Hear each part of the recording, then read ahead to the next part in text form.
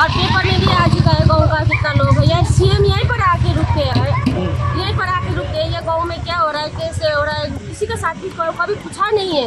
हम लोग को मन दुख हुई है। हम लोग को गाँव में कितना पानी का प्रॉब्लम है, रास्ता और गाँव भी छोटा है।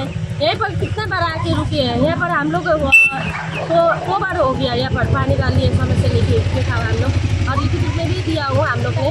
पिछली बार जब ममता बनर्जी यहाँ पे आया था, आप लोगों ने कुछ बोला था वहाँ पे उनको? हाँ बोला था, हम लोग ने लिखित रूप में दिए थे।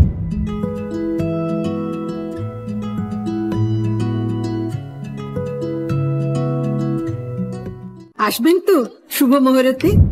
প্রায় বছর চারেক আগে এলাকাবাসীকে পানীয় জলের পরিষেবা দেওয়ার জন্য জনস্বাস্থ্য ও কারিগরি দপ্তরের তরফে কাজ শুরু হয়, কিন্তু কিছুদিন পর দেখা যায় হঠাৎ করেই সেই কাজ বন্ধ।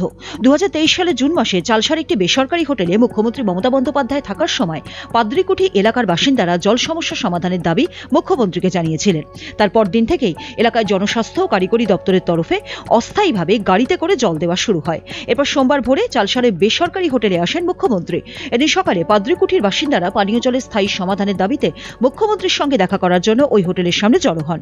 খবর পেয়ে এলাকায় আসেন জেলা পরিষদের সদস্য রেজাউল বাকি, তৃণমূলের নেতা দীপক ভুজেল। তারা এসে বাসিন্দাদের সঙ্গে কথা বললে তারা ফের সেখান থেকে চলে যান। জেলা পরিষদের সদস্য রেজাউল বাকি বলেন, এদিন এলাকার বাসিন্দারা পানীয় জলের স্থায়ী সমাধানের আবেদন করতে মুখ্যমন্ত্রীর কাছে এসেছিল। তাদের সঙ্গে কথাও বলেছেন। পানীয় জলের সমস্যা সমাধানের বিষয়টি জনস্বাস্থ্য ও কারিগরি দপ্তরকে জানানো হয়েছে। চালসা থেকে রহিদুল ইসলামের রিপোর্ট, উত্তরবঙ্গ সংবাদ।